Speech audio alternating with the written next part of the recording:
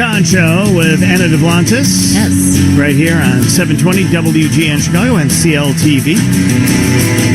And we're joined by Mike Monaco, our legal analyst, and also Eric Rung, our reporter who was in the courtroom today for the trial of Jason Van Dyke. And the big evidence that was presented today was this video recreation, animation of the incident that showed it not only from the video perspective that we've already seen from the dash cam video, but also the shooting of Laquan McDonald from different angles, almost like how a video game would do it, where it would go around, gives you a 360 angle of this. And it was a recreation done by this company that does forensic recreations of these things so that you can get a better sense of it.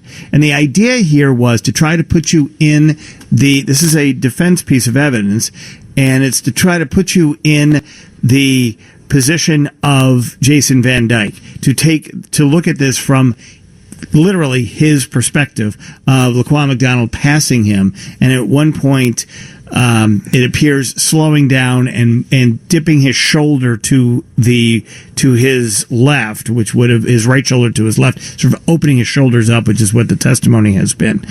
And in doing that, the defense was hoping that they would prove that Jason Van Dyke saw a threat in him because he was close to Jason Van Dyke with the knife, and that he appeared to be just about to be turning. However, and I'd like you to take us through this, Eric, what happened in the courtroom was much more a conversation about why it appears that Laquan McDonald's wearing a hood, like a hoodie with his hood up, which he did not have that night, his hood up. There was why he appears to be larger than he was in real life on the video. And they impeached basically the video itself for being prejudicial. Right. So Jason Freeze is the person that came up with. He owns a San Francisco firm that does these video recreations, animations, basically using video, laser technology, so on and so forth for the measurements here. Now, what the prosecution, the special prosecutor did here was basically said continually, this is your creation, right? You made this. You drew this, right? And he said to say, yes, of course I did. And then she went through the video over and over and over again and pointed out inaccuracies in it. Like she would say, the special prosecutor. Special prosecutor. Yeah. I'm sorry. Marilyn Ross is her name. I'm sorry. So she would say, well, there was a squad car in this video. You know that, correct? And he would say, yes. Well, why didn't you put that in? It was like, well, because it didn't match up. It wouldn't have any difference with the measurements or the task that I was given in this case, which was to show the shooting. So she went through several, what she called inaccuracies, and again called it his creation time and time again. The hood.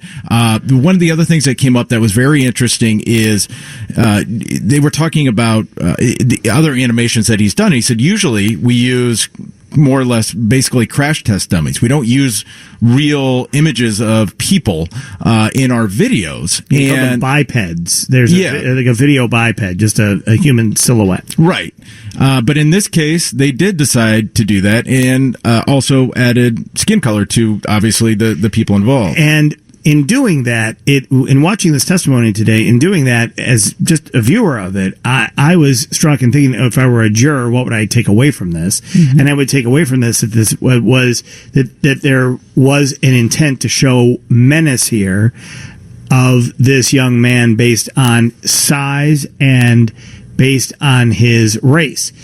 That's at least the way that it came across to me as an independent viewer watching this. And I happen to be, very pro-police in these kinds of cases. So I thought this was not good for the defense. But the positive thing, I guess I would ask you for the defense might be that they're arguing that Van Dyke saw this from a very different perspective from this video that is ingrained, cemented in our brains, and that you need to see it from his perspective. And I wonder if that's their entire argument is that he was a threat, and you don't see that on the video that everybody has seen time and time again. We're going to show it to you. But there's also that clock you pointed out where it comes down from 30 feet to 12 feet? Yeah, about 15, 15. I believe. And so what this was, when they were showing the animated video, they also had a kind of a counter at the top, and it was distance from Van Dyke to Laquan McDonald. And as I didn't notice it the first couple of times I watched it, but then it was, of course, pointed out by the defense attorney here, and he said, look at the distance. Can you see that he's closing the distance? And you could see as they would go through this video that it did go down, and he did close the distance, and he said, Mr. Freeze, is Laquan McDonald closing in on Jason Van Dyke? And the answer was yes. Now, if you look at the video, though, it still looks as if he is veering off. Mm-hmm. But what they're arguing is that when you're taking a look at it from his perspective, and even though it looks as if he's kind of veering off, they are getting closer together. And by the time I think he shot, he said he closed from 30 to 15 in about 4 seconds. Right. And so it does, he feels like he's being rushed at that moment, even though he's a beam of him. Right. He's going parallel, right. Kind of in front of him. And there is a moment where he slows down, and there is in the animation, which is the testimony that we've seen, a bit of a shoulder turn, which toward the officers, which is when Jason Van Dyke in a split second, I mean, a 10th or 20th of a second, starts to fire his weapon. And this is really the question. I think, they get to about 15 by the time Laquan McDonald is next to him. 13. I'm sorry, 13 was the closest moment right there. And so we're watching recreations here on CLTV. We're watching this over. Right. It is one of those pieces of testimony that I get the sense that it was impeached, but if it holds, it's a central argument of defense here, Mike Monaco. Do you think this will help them or hurt them? I think it helps. I think helps the defense. Helps the Van Dyke's defense, because his lawyers have said from the beginning it was a different view that he had. And that's what this is. This is the different view. Their opening statement, they said, you'll see that Officer Van Dyke had a different view of this young man. And that's what this video shows. And the judge let it in evidence. It's in evidence. It was allowed to be in evidence. There had to be a certain credibility for the judge to let it in. And he allowed to let it, because apparently Freeze has done this before many, many times. Mm-hmm. He's an expert in this kind of thing. It's not intended to be an accurate. That's another question. It's not intended to be completely accurate about all of the things in the picture. Freeze says it's just intended to show what happened at the time of the shooting. Okay, and I guess that's really the issue, because on the cross-examination by the prosecution here, the assistant special prosecutor here, Ms. Ross, was making the argument that there were a number of inaccuracies in here. She was trying to impeach the entire notion of that. Right. That does tend to be effective with juries. Will it be more effective, do you think, if you were to risk something here at trial, Mike Monaco, esteemed trial lawyer, would you risk getting that image in their heads, even though it potentially could be impeached and backfire? Yes, I think it's important to show the jury. So they made the good move here. That I think it was a good move. I mean, it wasn't the best possible work that Freeze could have done, I suppose, but in terms of showing that there was a different perspective, a different view that the police officer had at the time, right before he made took the shot.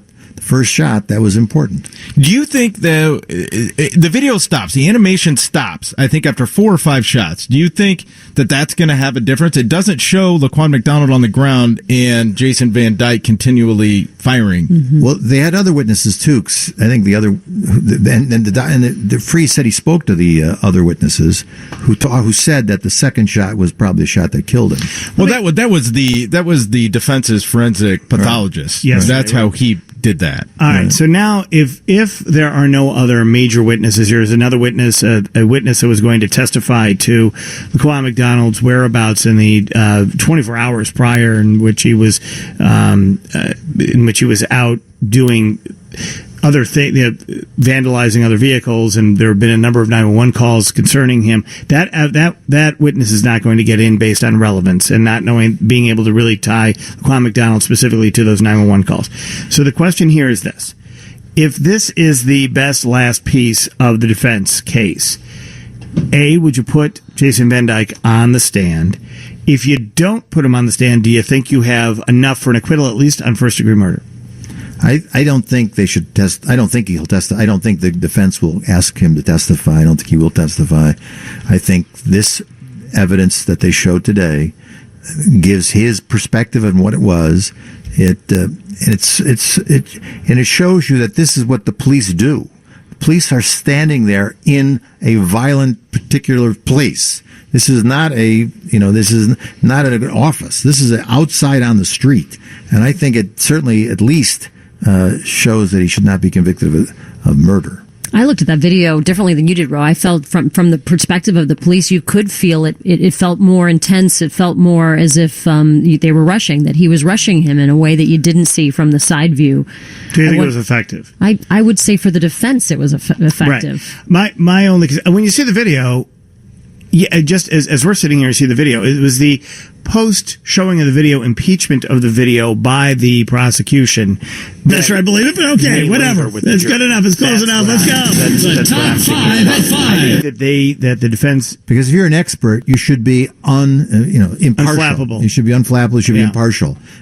By doing certain things, as you pointed out, Ro, they're trying to help the defendant. It looks like.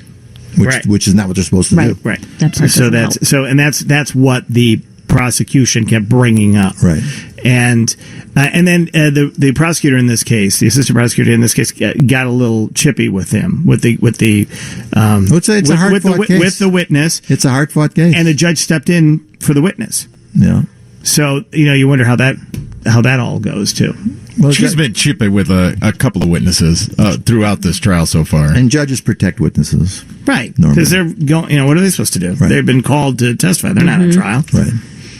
All right. So it'll be interesting. I mean, it's a very close case, it seems to me, for the jury to find that there's some guilt here with respect to something.